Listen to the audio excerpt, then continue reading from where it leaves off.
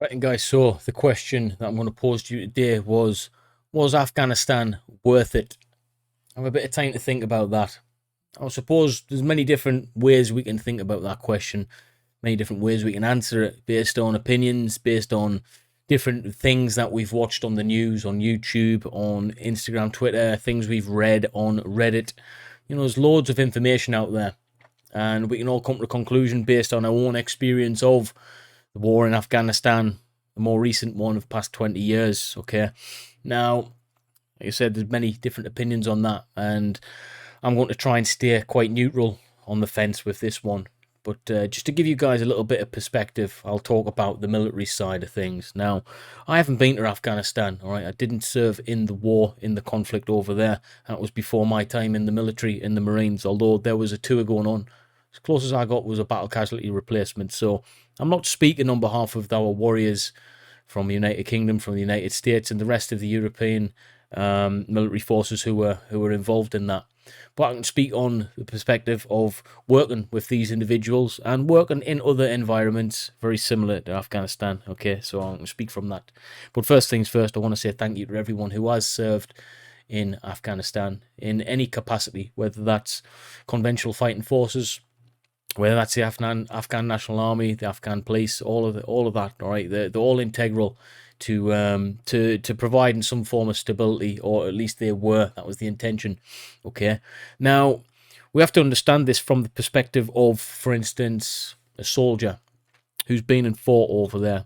Depending on their experience, was the war in Afghanistan worth it? Now it depends on their individual experience. I know quite a few lads who I served with would say no, it wasn't, and others who served over there said yes, it was. All right, they've seen firsthand the stability that they brought to the region. All right, helping real help that used to go on over there. Okay, in some of the war torn, horrendous environments that existed in various different locations in Afghanistan. All right, we only did a reaction to the Swedish documentary, the Swedes over there, and the amount of positivity they brung to a certain region of Afghanistan was second to none. Okay, the training that they instilled with various elements of the Afghan government forces was just second to none. Whether that what is working now is still an open question. Okay, some would say it isn't working now, but for the time that we were over there, it was working. It was working really well. Now, I know some people who have been horrifically injured, one of which, and out of respect, I'll not say his name, but he's a former Royal Marines Commando, and works for the charity now. He's a triple amputee.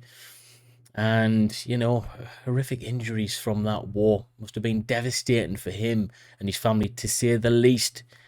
But I guarantee those individuals worked over there would have said that they made a real difference whilst they were there. Okay, and it's just a shame the way things have gone now. That stability can't be left.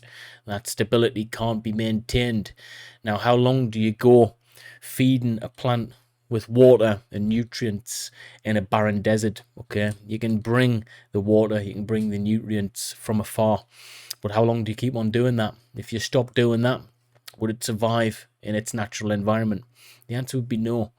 And it's just a little bit similar for the stability in Afghanistan at this moment in time. All right, we've brought in stability. It's external. It's an external stability. You can think about all the different forms of corruption as much as you want, but stability was brought to the region where it was needed. And it's just unfortunate that that stability can't be maintained internally. It just can't. It's just the way it works there. It has to be external. And now that all of those external forces have reduced in numbers and been removed from the area, what you're seeing is a byproduct of that stability being removed.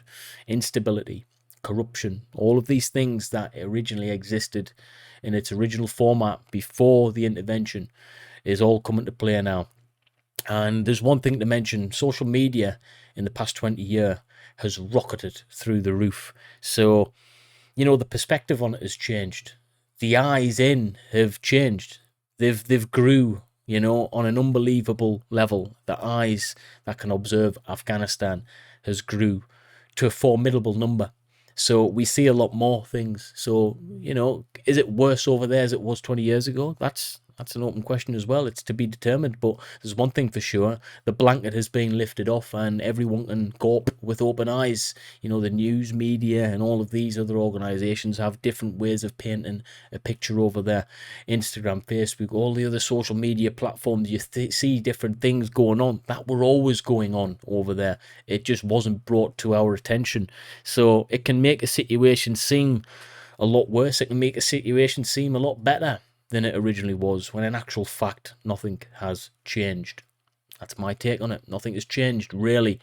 It's the same as it was 20 years ago as it is now. They're just how it is. It's just there's more eyes on the situation now than it ever will be. And my guess is in 10, 15, 20 years' time, when technology explodes even further, we're going to see even more of what's taking place over there.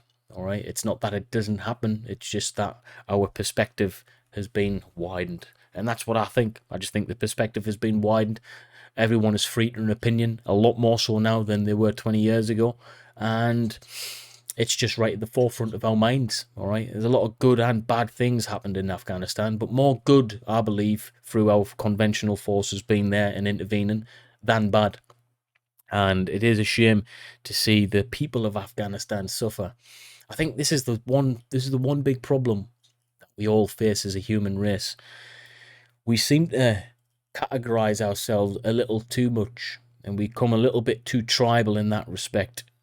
We have opinions on a certain people who we know nothing of, and their way is the wrong way just because it's not the way that we follow. When in actual fact, there's nothing wrong with the way they live.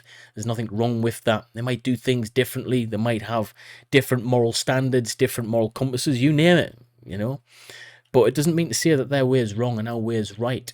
It just means that their way is different. And we need to respect humans no matter where they come from.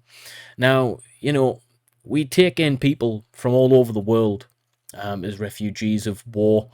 As we take in people into our communities from all over the world that have been subjected to horrendous treatments.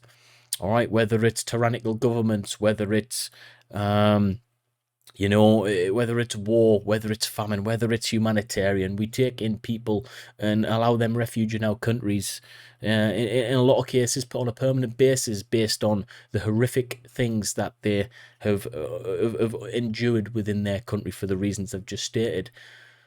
But there seems to be a bit of a problem when we want to take in people from Afghanistan. It seems crazy that people have a negative opinion on it just because of the region of Afghanistan. We don't know the Afghan people. Most of us don't know the Afghan people. Most of them are beautiful, wonderful people, just like you and I watching this. And, there was no problem when we took in people from China for various different reasons, for something that was far less troublesome and far less volatile and violent and life-threatening. So why not the Afghans? That's my question. Why do we have a problem with that? I think we should take in as many people as we possibly can to save and preserve life, especially of the children and especially of the women, all right, who have suffered long and hard through the past 20 years. And we could go back in history hundreds of years. It's an unstable region. And again, I'm not going to get into too much about what I think government could do. It's not my place, all right? But I think what we can do is certainly change our mindset and be open-minded a little bit. And if your mind's in the right place, normally good things happen, all right? And I think a shift in mindset needs to happen with a load of people, all right? And just be nice, man. I think that's the key. Just be nice and be, be respectful of the situation over there. And try not to be too opinionated on the negativity, on the bad things that we hear, all right? Our troops have done a fantastic job. And in part, I do think we need to come home, and it was a good reason and a good thing to bring our troops home. But I do think we've left it in a bit of a shambles over there. Maybe we need to have some kind of, I don't know. Something else needs to be in place. We see the parachute regiment over there right now doing a fantastic job with evacuating British personnel and vulnerable individuals of Afghan nationality. They're doing a great job. I hope everyone gets back safe. I hope the stability comes their way. A little bit different this video, but I just wanted to voice that. You see a lot of people reacting to different content and giving their opinion on that content on Afghanistan. But I thought this video, I don't want to react on anything. I want to react to the mindset, and you know, hopefully people can understand where I come from. You know, just because I'm a former Royal Marine doesn't mean I'm gun-ho, doesn't mean I'm all about weapons and weapon fighting and must be nasty and, you know, all about weapon systems and violence and war. I'm quite the opposite, actually. But I know a lot of the followers are as well. But yeah, just a little bit of a rant. Hopefully you guys can appreciate it. If I've said anything that you agree with, disagree with, then let's have a healthy conversation in the comments below. But in no way, shape or form don't want to offend anyone. I just want to raise awareness and raise debate. So let's have one, guys. I'll see you in the comments. Like, share and subscribe. Peace.